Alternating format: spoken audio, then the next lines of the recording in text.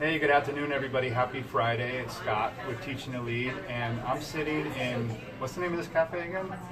Temptations Cafe. Temptations Cafe, Brookline, Massachusetts, right outside of Boston, and I'm sitting with Marley Jamason. Hey, Marley. Hey! How are you? Marley and I have been talking for the last hour or so about a lot of amazing things, and we just wanted to pop our camera on and share some of our thoughts. And we're going to touch on 2 or 3 flavors of things today. And as you know, in my Teaching to Lead world and fulfillment in our careers, we are definitely going to hear a little bit about Marley's story, what she does, what makes it so special, and what makes you special. And we're also going to talk about some tips and suggestions that could help you keep moving forward. How's that sound? Sounds awesome. Let's go for it. Let's go for it.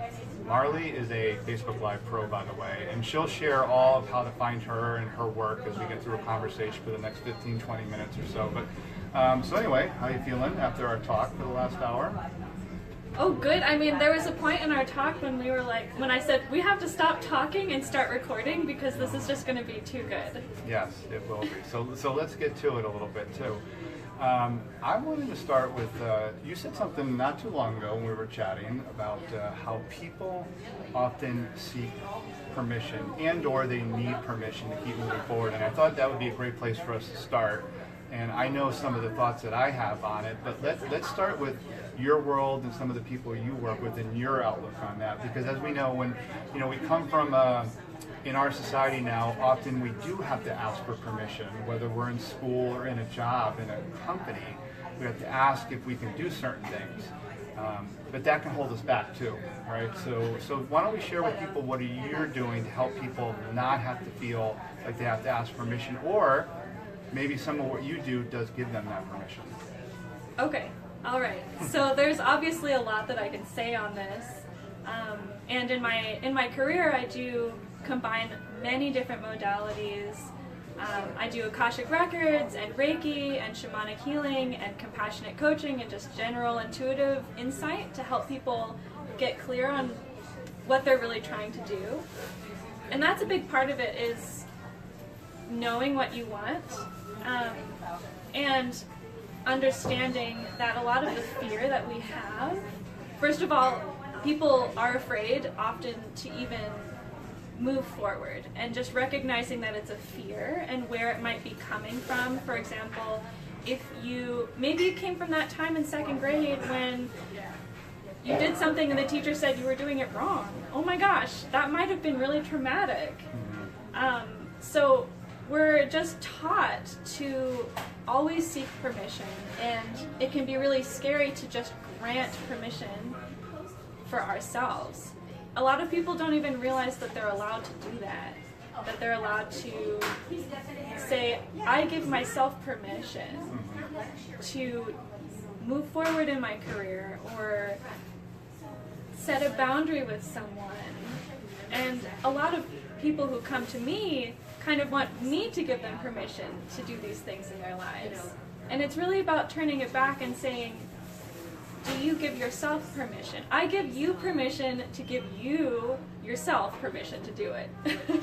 Are you finding a quick interjection comment that, so you mentioned career, but this affects all areas of your life, right? Family, relationships, your own personal growth, Yeah. Those barriers against giving ourselves permission. And I have a feeling that you're helping people in all those areas. Yes. Well, I don't really see strict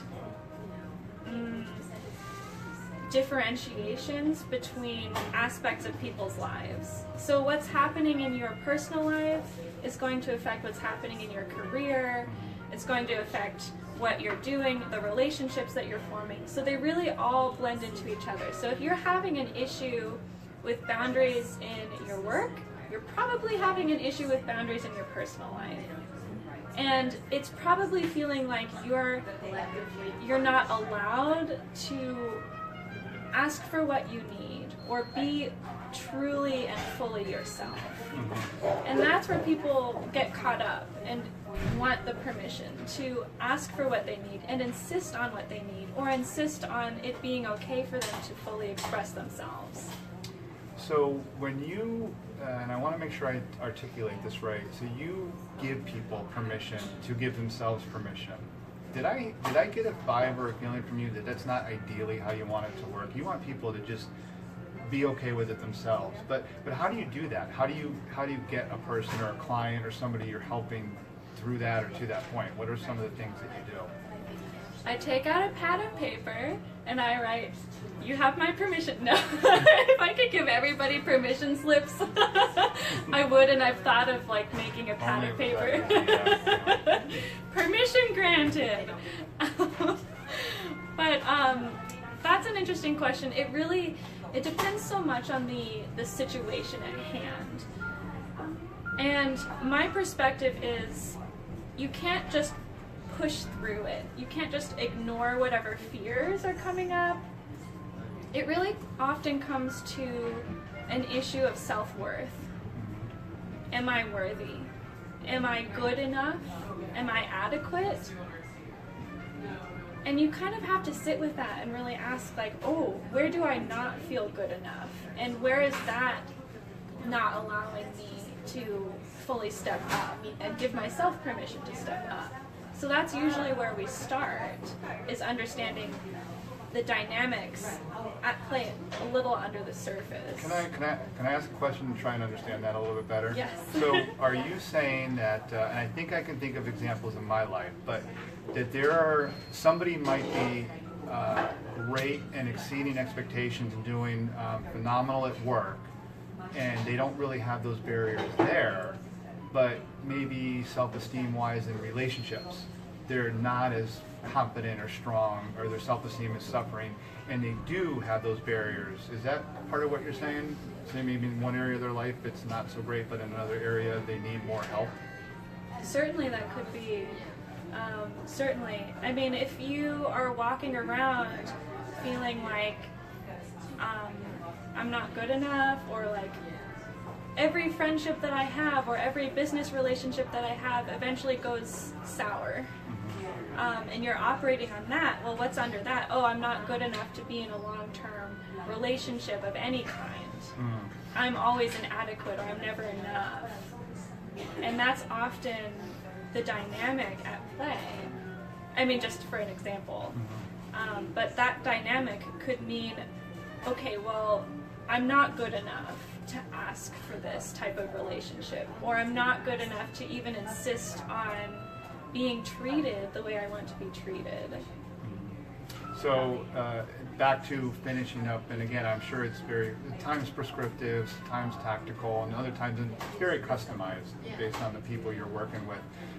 But ultimately, you want to get them to a point where they're obviously feeling good enough that they can, or that they are worthy. And are there any other nuances in that process that are helpful for the audience to hear about how you work somebody through that whole process, and then get them to a point where they can keep moving forward like that, where they will believe in themselves?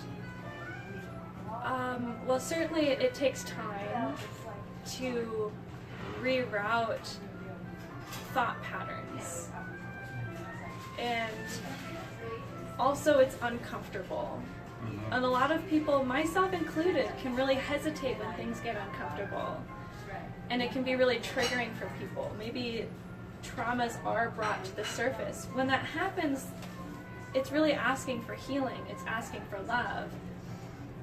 It's asking to be acknowledged.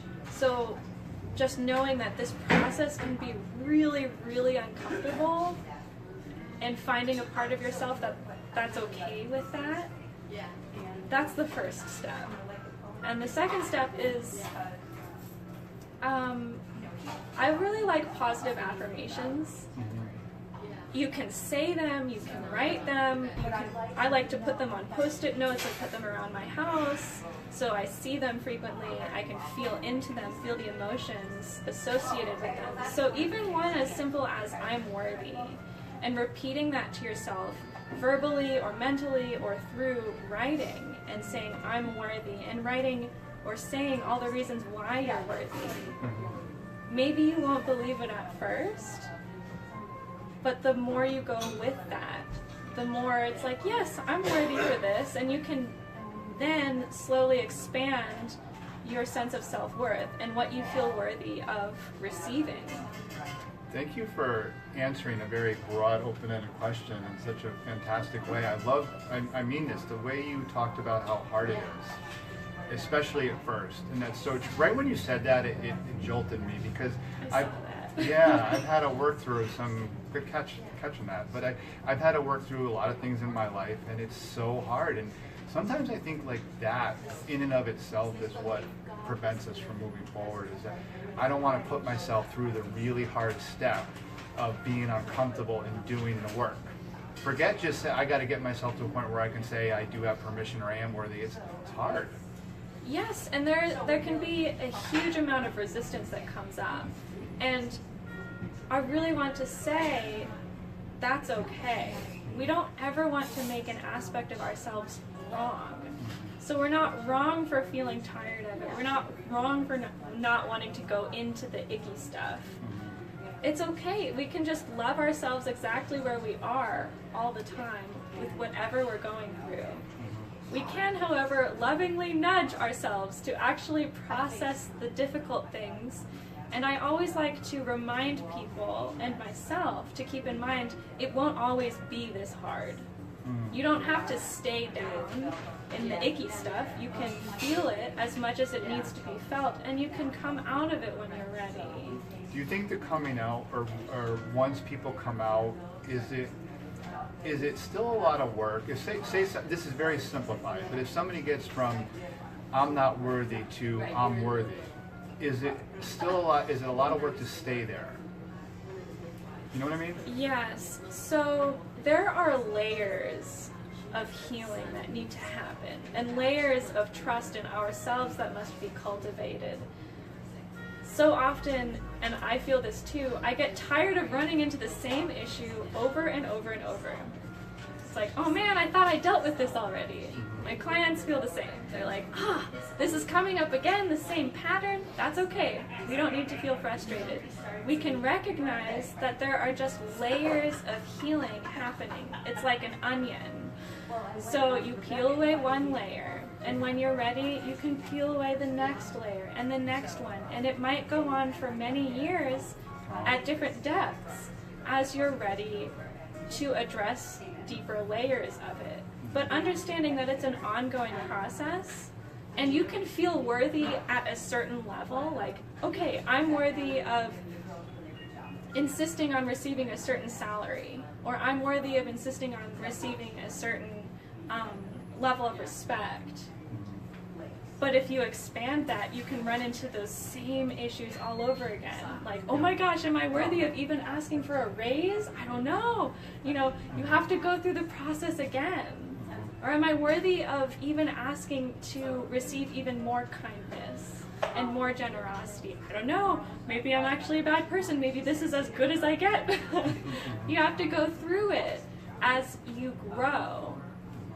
Which tells me it is an ongoing, repetitive, constant process. We're always growing, and we're always going to be faced, typically we're going to face new circumstances or situations that are going to pull some of that out, right? I mean, whether you move on to another job or location, you have different and new relationships, all different kinds of scenarios come up. And you know, hopefully we get better and better over time, but it still pulls that stuff out, and we have to be ready for it, right? Yes, certainly. Let's do a little pivot now. It's good stuff. So let's talk a little bit on a pivot to, thanks for the demonstrative share there, is happiness. So we're talking a little bit about happiness too, and the place that it holds in life. And you know, I've been somebody who feels very strongly that happiness is an emotion that can ebb and flow, and there are times and days and even hours where we're happy, and there's times and days and hours where we have other things going on in our heart, in our head. And I've always wondered, is it too much pressure? Is society putting too much pressure on people we always have to feel or come across like we're happy? I'm not a you'll love this, and then I'm going to let you run with this. I am not a constant smiler and laugher, and I'm definitely not a loud laugher. So not so much recently, but years past, I used to get a lot, Stoltz, are you okay? Are you happy? You're not smiling. I'm like, yes, I'm fine. I'm totally fine in here. I'm okay. why does society put such an emphasis on happiness over other things? Oh goodness, I mean, I honestly, I don't know. Well, maybe a better way to question is, what are your feelings about happiness? Okay, I can answer that. Okay. better way to put it. Do I have permission to answer that question about society? No. Okay, happiness. Okay, happiness. We as humans want consistency. It's predictable. We want predictability. We want stability. And therefore, maybe this is the answer. We want predictability in our experience as well. So we want to have happiness that's like, yeah, it would be great to always feel happy. That might be a very enjoyable experience, or perhaps you would think so. I kind of disagree, because you need the lows in order to inform the highs. And your happiness can be so much deeper if you've really worked deeply on yourself to resolve issues or to address the ickiness. You appreciate a warm bath in the winter because you just came in and it's freezing outside. You just love a warm bath so much more, for example. So we are dynamic beings. We grow, we expand, we contract, we ebb, we flow. We can only expect our experiences to do the same. And wishing for happiness to always be at a constant level, sorry to say, I mean, for some people, maybe yes. Maybe they're so enlightened that they're always happy. And actually, I think you can always be okay in yourself. Certainly, I believe that, and I feel that more and more in myself. I feel it in my heart, that no matter what happens, I'm okay. But, I mean, I wake up grumpy, or I don't want to do something, and then I'm really enthusiastic. My experience ebbs and flows. So the more you can get away from expecting a linear experience, and the more you can really embrace the ebbs and flows, the better time you're going to have. And if you don't punish yourself for being in the ebb, feeling down, and you don't try to resist it as much, you'll likely find that you come out of it more easily and more quickly. Do you, very profound, deep stuff, I can go in so many different directions. In your work with your clients, some of the people who are stuck or have issues around their worthiness, is happiness an issue in there? Where does it fit in? Because from what I'm hearing, what you say, that's not really always the root of the problem. There's other things going on. But where does happiness fit in with some of the people that you work with, in general? So there are two things that I want to express here. The first is that it can feel really scary to be happy. And that can be counterintuitive, but let me explain. It can be scary to feel happy because it can be scary to trust that that happiness might last and it's not fleeting. I mean, yes, we're ebbing and we're flowing, but if you've gone through a huge amount of trauma and you've spent your life or much of your life feeling terrible, and this is very personal to me, you know, there were times in my life when I was so sick and so depressed and so miserable that it was kind of easier to stay down, because if I ever came back up, I knew how far I had to fall, and it was really hard to feel happy because I didn't want to fall back down again. So happiness is a highly nuanced thing that people can feel a lot of fear around, and it can feel terrifying to even be happy. I kind of agree in that to the extent that I think you're right. I think some people are almost uncomfortable in it. I don't have many friends like that, but I definitely have worked with people, and maybe it's because I don't know them as well and from afar, that's how it comes across, whereas friends I know on a much more personal or deeper level. But I feel like some people, I've said to myself, it's almost like they're not okay being happy, or they're uncomfortable in it, and they fall back on not necessarily depression, but a little anger or bitterness or confrontation. Does that make sense?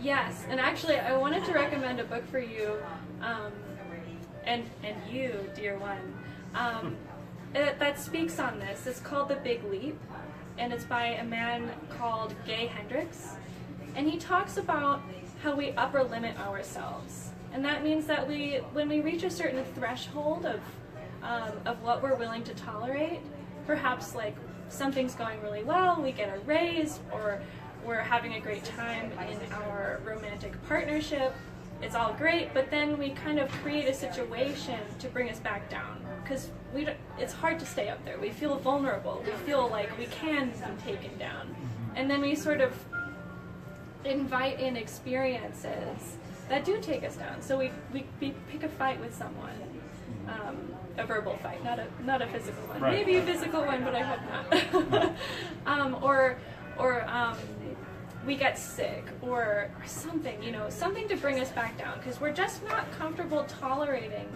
that level of happiness. So interesting. What role did you mention that you were sick for a while? What role did that play in the work that you're doing now? How did that whole experience help you?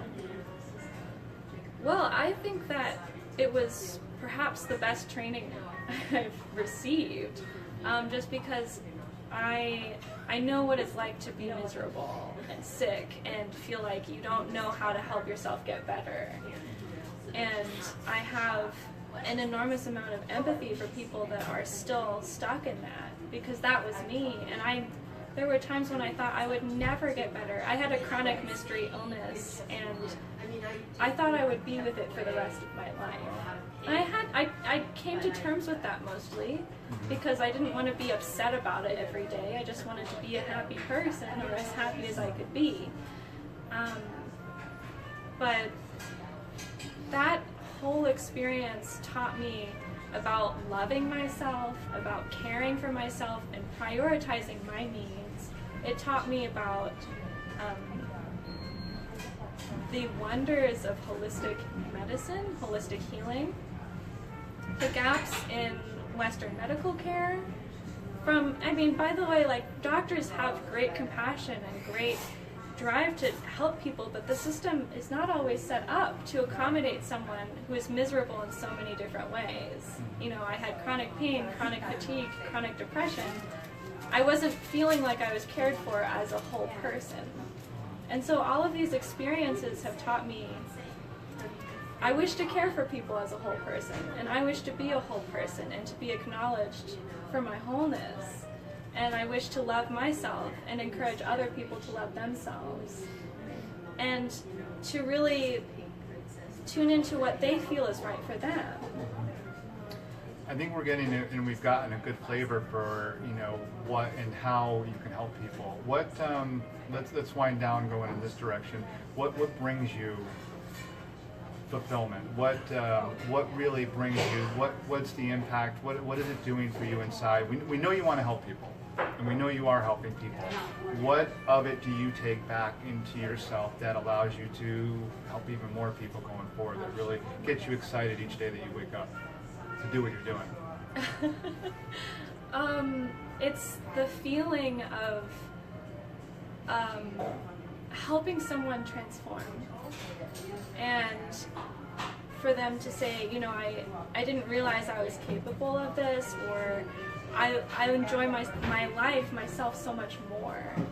And it's not me doing that. I'm just a facilitator of it, and perhaps I even give them permission to be okay. And I teach them the tools.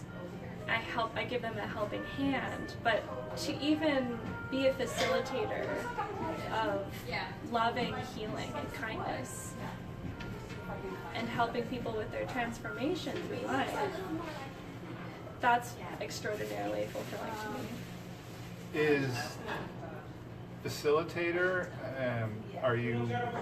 don't you feel like you do a little bit more than that? And I'm saying this from a very removed position, partly because I have a motive. I want to drive more out of you. But facilitator, you seem to be a little bit more powerful than that. That's an interesting question. So I do a lot of energy work, but I wouldn't say that it's me. Like, I mean, yes, I do it. It's me. It's not. I'm not possessed or anything, but it's not just me. You know, I'm working with the person who has to be wishing to change. They have to be an active participant in this transformation. I can't just pull it out of someone, you know. You can lead a horse to water, but you can't make it drink. You can't make someone heal if they don't want to heal. You can't make someone change their life if they genuinely don't want to change their life. So true. And the other thing is, I really believe in a non-denominational conception of the divine. And I feel the divine or energy or vital life force, whatever, the universe, whatever you want to call it, I think it all points to the same thing.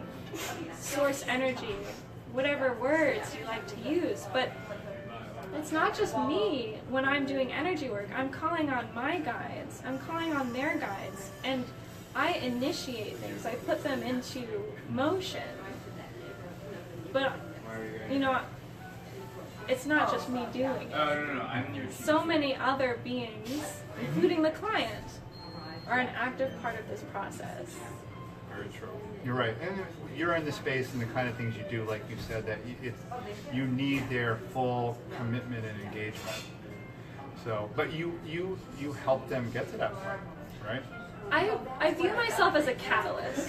And if you think of, so I studied some chemistry. So I'll tell you what a catalyst is.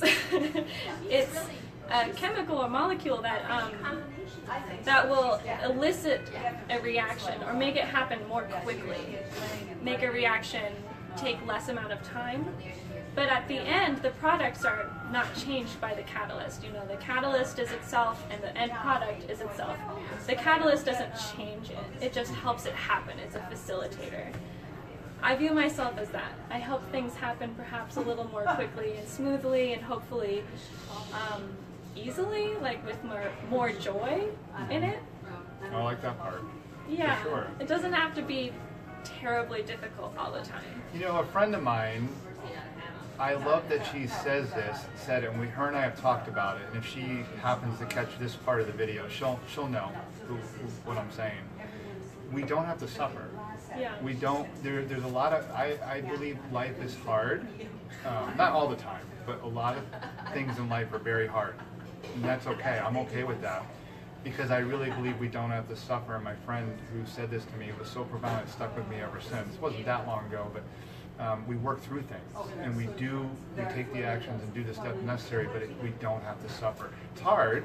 I'm sure a lot of the work you do with people up front in the very beginning, especially, right? But they don't have to suffer. Agreed. Yes. What do you want to leave the audience with as we wrap? And we'll close with how to find you. But is there anything else that we didn't cover today? Any messages? Any thoughts you want to leave with people who catch this later? Something to think about, whether it's related to exactly what you do or anything else in life. You are lovely exactly as you are. Simple and sweet. I like That's it. Absolutely. So what's up next for you, and where can people find you online? Yes, okay, so you can find me at my website, marleyjamason.com. You can also find me on Facebook, Marley Jamason, Multi-Faceted Intuitive Wellness. I'm sure you'll put the links in here. But yeah, I mean, if you want multifaceted support, helping you move through fears, get unstuck, heal, I combine a lot of different modalities to help people in many different ways, because I'm a big believer that one thing is not going to help everybody. Everybody needs their own personalized process. So true. Great way to finish. I love it. And thanks, Marley, for sharing all that. Very helpful. And I hope that everybody who watches this now or later can take away even just a couple of nuggets and points and apply it, not just in the career. You know, I'm focused in on the career and fulfillment, but in life too. These are really important steps. And I loved earlier, before we got on camera, the permission part. When you set it over there, we are going to talk about that. We have to allow ourselves, and in fact, push ourselves to move forward and do the things we know we're capable of. We can't deny ourselves. Thanks for checking us out, and I'll see you next time with another amazing person. Thanks, Marley. Thank you. All right, bye.